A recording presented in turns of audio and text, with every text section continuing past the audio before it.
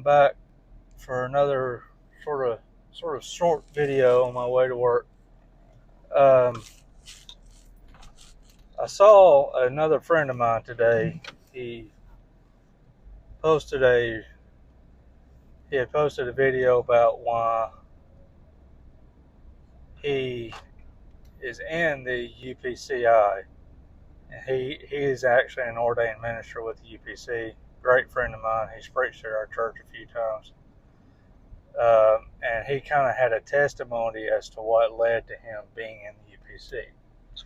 And so it kind of gave me an idea about doing my testimony, not necessarily as to why I'm in the UPC, because I've been raised in this my whole life. The friend of mine posted his video.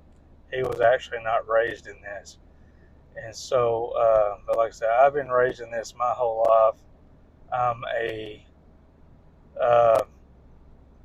I believe, fourth gen Pentecostal on one side of the family, and then third gen on the other side of my family. But what I was going to talk about on my testimony is kind of like more or less like a personal history of mine and what the Lord has done for me. People that know me know I was born. I'm 45, almost 45 years old. So I was born in July of 1980. So when I was born, I was born what they call hypoglycemic, which most of you know is basically, to put in simple terms, is being born the opposite of a diabetic. Of course, they did not know that when I was born. I kept, when I was first born, basically, my blood sugar kept bottoming out, and they didn't know what was going on.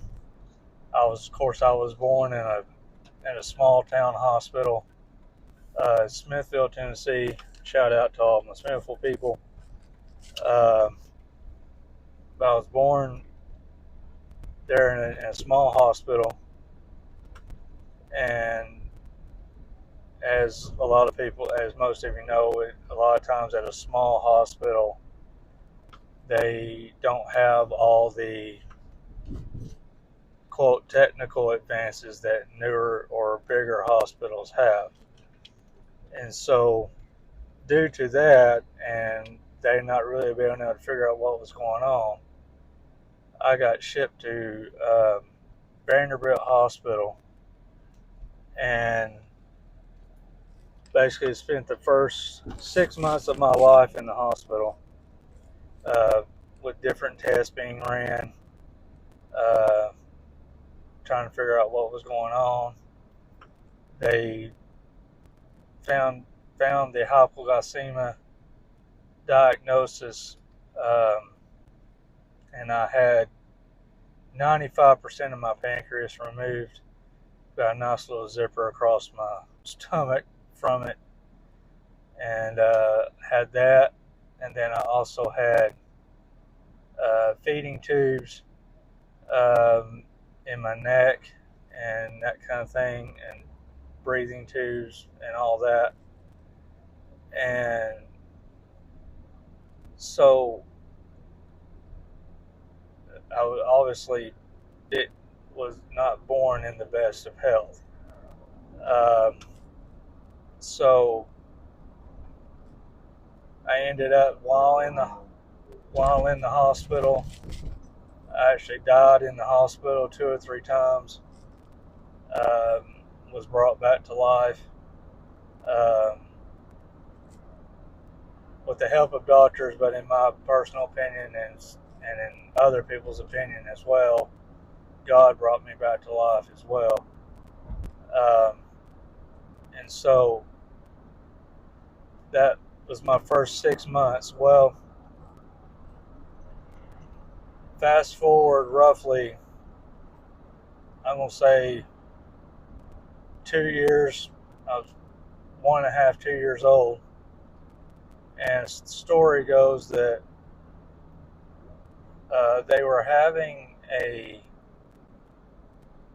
from what I found out in recent years, that they was going to be having a surprise birthday party for my dad at our house that we was living in at the time. And basically, I don't know if I black out or what, but basically a medical emergency happens about the time that my grandparents were getting to the house. Um, and so they see what's going on. They rush us in the car, and we are flying about, I don't know how fast we're going, but we're driving to Nashville to go to Vanderbilt Hospital. And on the way to Vanderbilt, I'm with my parents in the back seat. Well, my dad is holding me actually, and they're scared to death. And if I get a little emotional, just bear with me. The I basically stopped breathing while we're in the car, and my dad, he's at that time maybe 20 years old, might be 21. I don't know for sure. Dad, if you see this, you can correct me. I'm laying in his arms, basically dying, and he says that he prays to God. He said, "Lord, if it's his time to go, just take him." And before I had breathed my last breath, he says, as he's holding me, he said, I just said, "Daddy," real soft, I guess. And he said he just lost it. And then that's when he prayed about, "Lord, if it's my time to go, take him." And we're going down the interstate again. My grandparents are in the front. Me and my parents are in the back. They're praying the whole time they're trying to drive. And basically, Holy Ghost comes into the car, and my my grandmother, great lady of God, starts speaking in tongues, and basically an interpretation, I guess, comes forth that I will be okay. The Lord is going to heal my body, and so they get to the hospital, and obviously I don't know how long I was in there that particular time, but so my point is, God healed my body. I went probably, I don't know if I was 2 or 3 at that time. I went a good probably 10 to 12 years without any issues that I'm aware of. And then at 14, we are at home, and one of my friends that would come and visit every so often, that lived next door to us, well, his grandparents lived next door to us, and he would come visit them from time to time. And so we were on Christmas break, and we would all the time was playing basketball. And so he came, he called one morning. Like I said, we was on Christmas break. It was like, I'm gonna guess 7 o'clock in the morning. Calls over at the house. My mom answers the phone. He's wanting to play basketball. So my parents wake me up, or my mom does. She's like, he's wanting to play. He said he wants to play basketball, and I'm like, okay. Well, the night before, I had been playing by myself, and I end up while I'm playing my my basketball was up on a goal, and on the basketball goal was up on a pole, and my basketball had got stuck back behind the pole. Give me just a second. What can I get for you? I just need to get a large iced coffee with mocha cream and equal. Alright, anything else? That'll be it. Okay, you should go ahead and post the window. I will get back to that story here in just a minute. I had to get my coffee. As y'all know, I love Dunkin' coffee, and so I come pretty often. I will say though, here lately in the mornings, I've been going to McDonald's because I don't know if around y'all's area if they are doing this, but the McDonald's around here during breakfast hours they have iced coffees for $1, and so I have went to McDonald's almost every morning for the last I don't know how long, and so and then I pay the little bit extra to have mocha slash chocolate syrup put in it. So I've been doing that every morning. Well, but on my way to work in the afternoons, I usually come to Dunkin' because by the time afternoon comes around, McDonald's ain't having the dollar iced coffees, and so uh, that's why I come to Dunkin'. Anyways, back to my story. Um, my friend comes. My basketball had got stuck between the electric pole and the backboard, so I had to go to our shed, get a rake or something to get the ball down. I get the ball down. I lean the rake up against a fence, and before he even gets out there, I shoot a few shots. I end up tripping over the pole and breaking my arm. I went to brace myself to break the fall, and I break my arm. And yeah.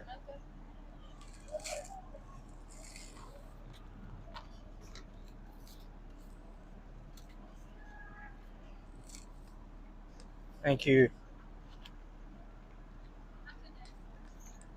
And so we go. We have to end up going to the hospital to get all that checked out. Well, because I was so excited about being able to play basketball, goofball me, I didn't eat anything. And so basically, we end up going to Nashville because back when I to have my arm done, because back when I was like 7, I had broken my arm before, and so mom didn't want to go just to the little hospital in Dixon where we were living by then, and so we go to Nashville. We get the arm set and everything. We get back home. Me and my friend are sitting on the porch talking. Well, I go into a seizure while I'm talking to him, and they go. My aunt lived next door to us, and he goes over because my parents were over at her house for some reason. He goes over there and gets them, and lets them know what's going on. We don't have to go to the hospital or anything, but and so basically, at least I don't recall going to the hospital. I'll put it that way. would go and see a doctor maybe a few days after that or something, and basically I get put on seizure medication, and so I've been on seizure medication ever since. Uh, and back to when I had the pancreas surgery, doctors told my parents there would be a good chance I would probably end up becoming a diabetic. And sure enough, about 10 to 15 years ago, I got diagnosed as being a diabetic. And I'm on uh, diabetic medicine, and then within the last probably, I'm going to say, within the last 2 to 3 years, I'm actually now on a insulin shot.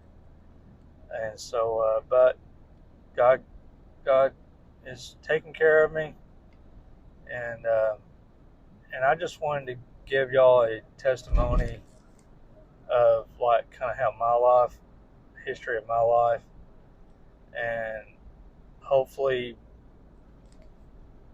if you hear my story, it's an encouragement of God's healing power, that God does still heal. Um, and so, in all of that, I received the Holy Ghost when I was 9. On my dad's birthday, ironically. Um, and you know, and you hear stories all the time of people saying Holy Ghost isn't real, or the Holy Ghost is not for today. It's an added blessing. It's not necessary to be saved. All those kinds of things. You hear it all the time. And I'm just want to tell somebody it's very real. And it is for today. I've experienced it too many times, seeing people get the Holy Ghost, praying with people that's gotten the Holy Ghost. I will say I've never, like, me directly laid my hands on somebody and they received the Holy Ghost. I would love for that to happen. It's not because anything that in my power, obviously, because all the glory belongs to Him. But that's just something I would like to experience, because I laid hands on somebody and somebody be healed, that kind of thing. I would love to experience that, but God hasn't seen fit for that to happen to me yet. And but again, I hope my story is an encouragement to somebody, and feel free to share it if you think that it would be of benefit to someone that maybe going through a situation that they're wondering if God is going to ever heal their body or anything like that. And again, I hope it's an encouragement to someone today, and I hope someone else is lifted up by the testimony. And I hope everyone has a good rest of your day and rest of the week. And I'll try to get on here as often as I can, or when I think about it, I'll put it that way. I will say, on another note, we pastor okayed it, or is going to be getting our church, and we're going to be getting some new drums for our church soon. And the drums that's at our church now, that it is actually my kit that my parents bought me when we moved to Chattanooga. And so my next video may actually end up being, if I don't get one before then, I may end up doing a unboxing video the day those drums come in and get those set up. So everybody be on the lookout for that. And again, Everyone, have a good rest of your day and a good rest of your week.